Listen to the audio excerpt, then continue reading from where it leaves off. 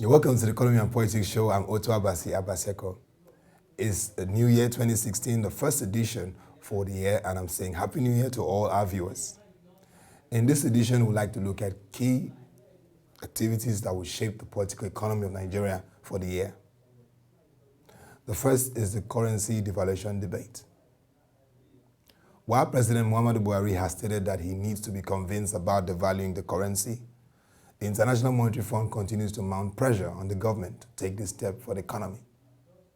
Interestingly, some of the seasoned economists are in support of the Buhari government position, asserting that past devaluation steps have not worked for Nigeria, and it was time for the nation to focus on the growth of its domestic economy. The big question here is, will devaluation salvage or aggravate the economic quagmire of the nation if considered? Next is the fuel subsidy status. The fuel subsidy removal is another major debate ensuing in the economic space of Nigeria. Analysts, investors, some notable scholars, and key stakeholders in the Nigerian financial market have called for its removal and total deregulation of the petroleum sector. For the federal government, at the moment, its position is price modulation, which has led to the Petroleum Price Product Regulatory Agency adjustment of the petroleum motor spirit price to 86 naira for the state oil company, the Nigerian National Petroleum Corporation, and 86 naira 50 kobo for the marketers. A 50 kobo differential expected value for them. This is also a reduction from the initial 87 naira official price of last year. So far, there has been some remarkable level of compliance to the adjusted PPRA template by petroleum marketers nationwide. In a recent press conference, the Minister of State for Petroleum, Dr. Emmanuel Ibe Kachiku, reiterated the government's approach to ensuring availability of the PMS to Nigerians at affordable prices. The end of Q1 for 2016 will be critical as Nigerians will have a clearer picture of the fuel subsidy status in the country amidst pressure by Nigerian Labour Congress to resist any attempt to remove it. The third is the budget 2016. The major questions around the budget 2016, which is estimated at 6.08 trillion naira with a benchmark of $38 per barrel, is the capacity of the federal government to implement it when approved by the National Assembly. Another major and fundamental issue around this budget is if the federal government will heed to its commitment of making it private sector-led with enabling environment and policy framework. The 30% capital expenditure vote is an improvement from previous budgets, but achieving this will be key, as it has the potential to spur economic growth and creating jobs.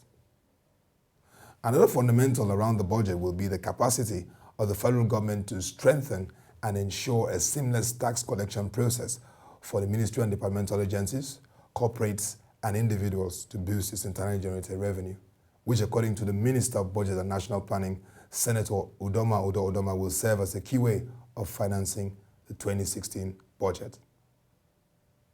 The fourth is the social intervention program and policies. Considering the socio-economic challenges in Africa's most populous nation, all eyes will be on the All Progressive Congress-led government, particularly its promise to initiate and execute a 5,000 monthly allowance to indigent and unemployed Nigerians and a meal per day program for school children in the country.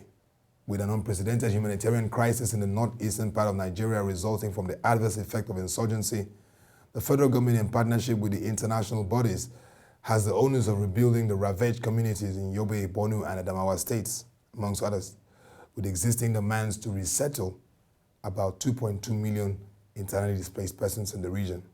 That will be challenging. To number 5, the Anti-Corruption Crusade.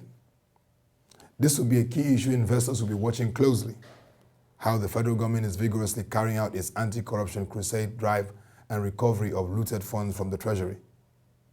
With the narrative of a lopsided anti-corruption crusade by the opposition party, President Muhammadu Buhari will have the opportunity to prove his critics wrong by leading a holistic and non-partisan campaign.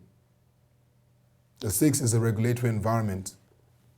One of the most defining moments in Nigeria's socio-economic space in 2016 will be the outcome of the Nigeria Communications Commission case with MTN, with a fine imposed on the South African telecommunication giant valued at $5.2 billion, which was initially 1.04 trillion naira, for failing to deactivate 5 million registered subscribers. MTN sought to negotiate with the federal government over the issue for consideration and review of the fine. After several consultations and meetings, the Nigerian Communication Commission finally agreed to slash the fine by 25%, which amounted to 780 billion naira. But interestingly, its decision to take the Nigerian Communication Commission to court, that is MTN, several days to the deadline, which was December 31st, 2015, was viewed in different perspective. And with 4 days into the new year, Nigerians and South Africans will be eager to see how this whole episode will end. This will also play a key role in determining how effective Nigerian regulators are ensuring compliance and bringing erring corporations, entities, and individuals to book. And finally, the political environment. There is a nexus between a stable political environment and a sustainable economy. For Nigeria, 2016 will be another year to test its political process as the Bayelsa State gubernatorial rerun elections, Edo and Ondo State's gubernatorial election holds. If the Supreme Court affirms the position of the appeal court's ruling on the Akwa Ibom and Rivers gubernatorial elections, there will also be fresh elections in these two South-South states, and the credibility of the electoral process will be critical to Nigeria. So we can see that all this laid out will be very vital to Nigeria's political economy space for 2016. That will be all for this edition of the Economy and Politics Show. You can join us on our social media handles, Twitter and Facebook. This is a new year of opportunities, an opportunity for Nigeria to get it right. Thank you for watching and have a prosperous 2016.